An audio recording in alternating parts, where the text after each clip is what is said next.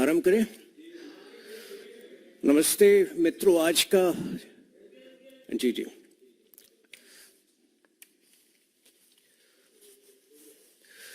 आज का जो प्रेस वार्ता है, हालांकि मुख्य तौर पर एक राज्य से संबंधित है, उस राज्य तक सीमित नहीं है। वो इंडी अलायंस की कुमंशा को पूरी तरह से प्रतिबिंबित करता है। मैं बात कर रहा हूं झारखंड का, जहां झारखंड में सोरेन सरकार ने पिछले आज से 2 सप्ताह पहले 4 वर्ष का कार्यकाल पूरा किया, और इस 4 वर्ष में जो बदहाली झारखंड ने देखा है, वो मेरे ख्याल से देश के हर व्यक्ति को एक बार फिर आगाह करेगा कि इंडी अलायंस से दूर रहना कितना जरूरी है। 5 अलग अलग विषय पर मैं बहुत बड़ा संक्षेप में आपको लेकर चलूंगा। Corruption, law and order, unemployment, जो पूरी तरह से प्रशासनिक व्यवस्था कोलैप्स की है वहां पर वो, और जो मुख्यमंत्री ने वहां पर एक तरह से सोशल अनरेस्ट कायम करने की कोशिश की है। देखिए, आपको पूरी जानकारी है कि हेमंत सोरेन जी को 7वां समन ईडी द्वारा पिछले कुछ दिनों पहले दिया गया था। कई सारे जो हैं करप्शन के मामले हैं, जिसमें जो 2 प्रमुख मामले हैं, लैंड स्कैम और माइनिंग स्कैम। लैंड स्कैम, ये सारे स्कैम्स और भी स्कैम्स हैं, जो transfer posting scam, liquor scam जो एक कॉमन लिंक बनता जा रहा है। जितनी भी इंडी अलायंस की सरकारें हैं, वो शराब घोटाले में उनका लिप्त होना एक जो है बड़ा कॉमन फैक्टर दिख रहा है। जहां तक लैंड स्कैम और माइनिंग स्कैम की बात आती है, देखिए, इस दोनों स्कैम्स में एक पैटर्न बहुत ही व्याप्त आपको नजर आएगा। ये हेमंत सोरेन के जो नजदीकी आईएएस ऑफिसर्स और उनके जो निजी जो प्राइवेट स्टाफ है, उनकी मदद से हो रहा था। लैंड स्कैम एक ऐसा स्कैम है जिसमें आर्मी लैंड और रांची के आसपास के मुख्य प्लॉट्स जो हैं, लगभग 4.55 एकड़, 4.55 एकड़ के प्लॉट्स जो हैं, मैनिपुलेटेड डॉक्यूमेंट्स, फर्जी डॉक्यूमेंट्स के तहत बेचे और खरीदे गए हैं। मनी लॉन्ड्रिंग का बहुत बड़ा इसमें एंगल है, और गिरफ्तारियां जो हुई हैं उसमें हेमंत सोरेन की एक नजदीकी आईएएस ऑफिसर छवि रंजन का नाम मुख्य रूप से सामने आता है, और पंकज मिश्रा जो स्वयं उनके एमएलए रिप्रेजेंटेटिव रहे हैं। माइनिंग स्कैम की जानकारी आपको खुद है। देखिए, इससे बड़ा माइनिंग स्कैम से बड़ा कॉन्फ्लिक्ट ऑफ इंटरेस्ट केस नहीं हो सकता, जहां की एक माइनिंग मिनिस्टर के तौर पर हेमंत सोरेन जो व्यापारी बनकर बेनामी तौर पर अपने ही लोगों को उन्होंने बड़े बड़े खनन के ये कॉन्ट्रैक्ट दिलाए, और फिर वो बिजनेसमैन जो है हेमंत सोरेन जो एनवायरमेंट मिनिस्टर था, उससे सारे क्लियरेंसेस जो है लिपापोती के जरिए हासिल करता है। अब माइनिंग स्कैम में भी जिस आईएएस ऑफिसर का नाम सबसे प्रमुख तौर पे आता है, वो है पूजा सिंघल, जो हेमंत सोरेन की करीबी मानी गई है, और स्वयं अभिषेक प्रसाद जो पिंटू के नाम से जाना जाता है, जो उनका प्रेस एडवाइजर रहा है। देखिए, ये विषय झारखंड तक सीमित इसलिए नहीं है क्योंकि पिछले 3 दशक में हमने हमेशा देखा है कि कांग्रेस जो है झारखंड में जेएमएम का साथ देती है, या जेएमएम सेंटर में कांग्रेस का साथ देती है, केवल और केवल भ्रष्टाचार को अंजाम देने के लिए। 1991 का जेएमएम ब्राइबरी केस आपको याद होगा। 1994 में कन्विक्शन हुआ था। 1994 में पहली बार जो है कन्विक्शन हुआ था शिबू सोरेन का, जिसमें स्वयं उनको अपने ही निजी सलाहकार शिवनाथ झा की हत्या में दोषी पाया गया था। लंबा चला ये केस, और 2018 में पूरी तरह जो है वो अपने लीगल जो उनके ऊपर केसेस चल रहे थे, उनसे फाइनली जो है उनको मुक्ति मिली, जिसमें उन्होंने कई साल जो है जेल में भी बिताए। 2006 में मधु कोड़ा को कांग्रेस की ही मदद से मुख्यमंत्री बनाया गया।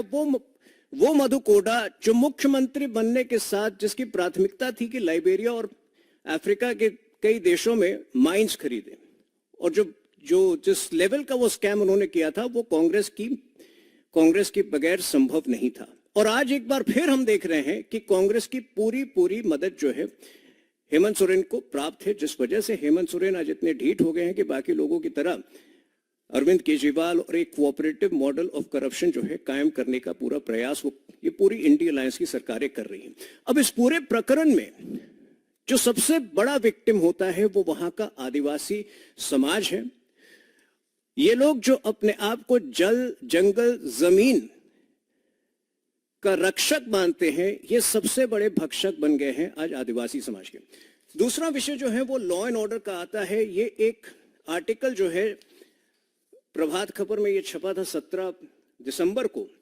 रांची के अंदर, केवल रांची के अंदर जो है एक साल में 2511 घर, दुकानों में चोरी और 199 लोग अगवा, 181 दुष्कर्म नोट किए गए, जो मेरे ख्याल से रांची के इतिहास में सबसे बड़ा ये क्राइम रेट है। और ये सीधे सीधे जो है राज्य सरकार के क्रिमिनल्स के प्रति जो उनका जो एक स्नेह है, उनका संरक्षण जो उनको प्राप्त है, उसके बगैर ये संभव। बहुत सारे ऐसे इंस्टेंसेस हुए हैं। गौ तस्करी के अनेक मामले जो है गिरिडीह के इलाके से सामने आते हैं। आपको याद होगा एक साल पहले एक महिला पुलिसकर्मी की किस प्रकार से गाड़ी से रौंद कर रांची के ही आउटस्कर्ट्स, रांची के ही पास एक जगह है जहां पे उनको मारा गया था, एक महिला पुलिसकर्मी को। लेकिन आज जो क्राइम का स्तर है वो एक अलग लेवल पे जा रहा है। अब जेल में बैठे जो क्रिमिनल्स हैं वो मीडिया को धमकी देते हैं जेल से।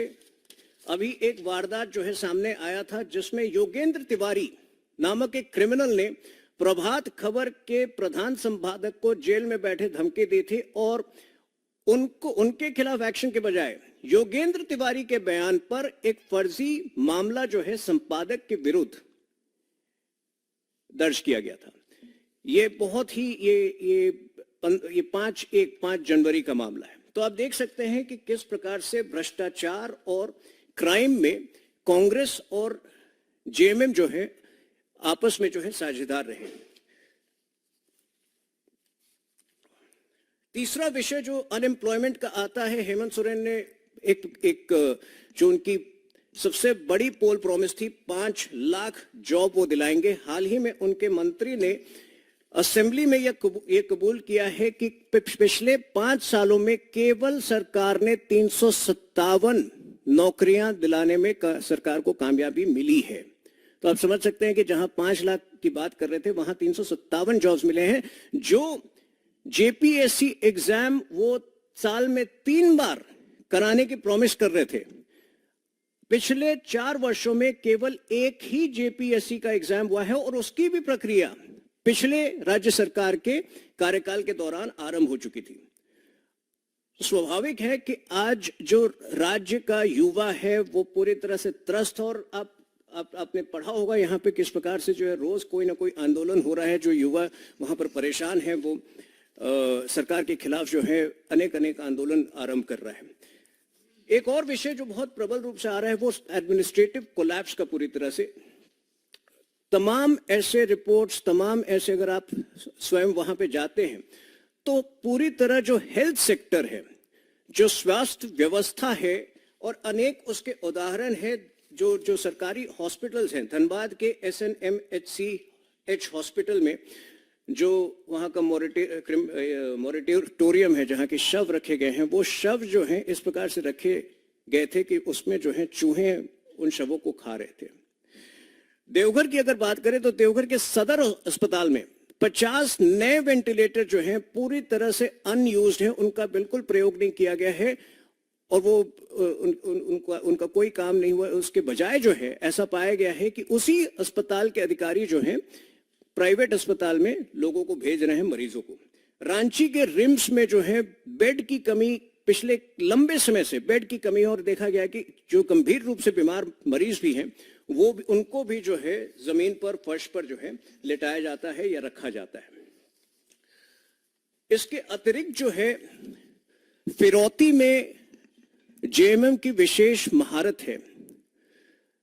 कई ऐसे व्यापारी हैं रांची, झारखंड, रांची, जमशेदपुर, धनबाद, हजारीबाग के अंदर जिनको कॉल आते हैं जेलों से, जिनको कहा जाता है कि यदि आपको अपना व्यापार सुरक्षित रखना है तो इतना रकम आप इस व्यक्ति को दे दें। और ये आज की प्रक्रिया नहीं है, ये 90 से चली आ रही है। पिछले 2 वर्षों में एक बार दोबारा जो है जेएमएम के संरक्षण में, हेमंत सोरेन के संरक्षण में इसको बहाल किया गया है। और इससे जो है व्यापारी वर्ग जो है वहां पर विशेष तौर पर त्रस्त है, विशेष तौर पे परेशान है।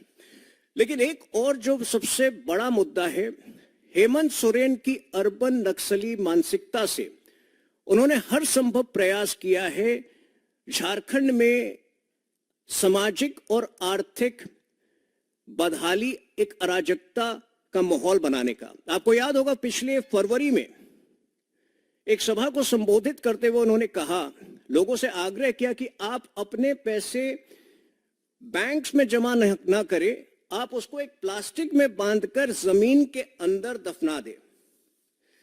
एक निर्वाचित मुख्यमंत्री के द्वारा ये कितना इररिस्पॉन्सिबल बयान हो सकता है, आप इसकी कल्पना कर सकते हैं।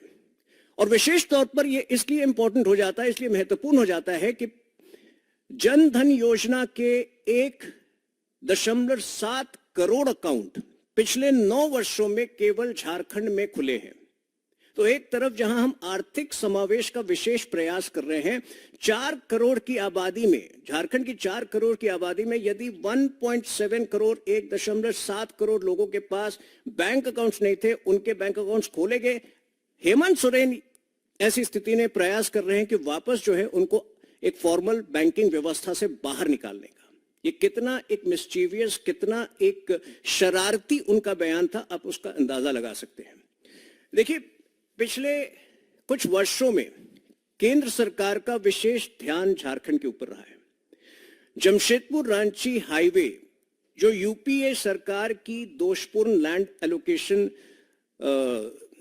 एलोकेशन के कारण कई सालों तक लिटिगेशन में रहा, उसको हमने पिछले 3 वर्षों में पूरी तरह क्लियर किया। और आज जिस दूरी को तय करने में, 125 किलोमीटर की दूरी को तय करने में कई बार 4 घंटे लगते थे, आज मात्र 2 घंटे में वो दूरी तय होती है। जिस प्रकार से देवघर का विकास हुआ है, देवघर के मंदिर परिसर का एक तरह से जिस तरह से पुनरुत्थान हुआ है, एक नए तरीके से क्रिएट किया गया है, देवघर एयरपोर्ट क्रिएट किया गया है, जिस प्रकार से बिरसा मुंडा की लेगेसी को एक वैश्विक स्तर पर प्रधानमंत्री जी के इनिशिएटिव द्वारा बढ़ावा मिला है, इन सारे ऐसी स्थिति में जो हेमंत सोरेन की जो हरकतें हैं वो झारखंड को कई वर्ष और कई दशक पीछे ले जा रही हैं, और ये बड़ा चिंता का विषय है।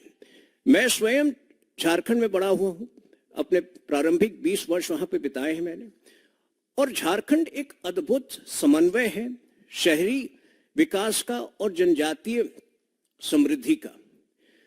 ये बहुत बड़ी विचित्र बात है कि जिस समय भगवान बिरसा मुंडा अपने आंदोलन को अंजाम दे रहे थे 1898-99 में अंग्रेजों के विरुद्ध, लगभग उसी समय जमशेदजी टाटा जो है भारत का सबसे पहला स्टील प्लांट स्थापित करने की एक संकल्पना, एक योजना बना रहे थे जमशेदपुर के अंदर, जिसका नाम उस वक्त साक्षी था, और साक्षी को उन्होंने एक तरह से तय किया था 1908 में।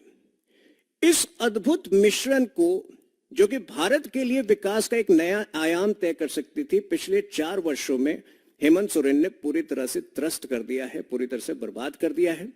और ये प्रेस कॉन्फ्रेंस इसलिए जरूरी था क्योंकि ये हेमंत सोरेन तक सीमित नहीं है। इंडी अलायंस के सारे पार्टनर्स जो हैं लगभग एक तरह से एक समान तरीके से करप्शन को बढ़ावा देते हैं, समान तरीके से लोगों को और गरीबों को लूटते आए हैं, और झारखंड जो है उसमें एक इंडी अलायंस को भी एक नई दिशा दे रहा है, एक नए स्तर पर ले जा रहा है करप्शन और अराजकता के माहौल में। तो ये एक तरह से 4 वर्ष का जो हेमंत सोरेन का सरकार था उसका एक लेखा जोखा था और एक रिपोर्ट कार्ड था। मैं इसको जो है अपने वार्ता को यहाँ समाप्त करूंगा, और जो अगर यदि प्रश्न है आपके तो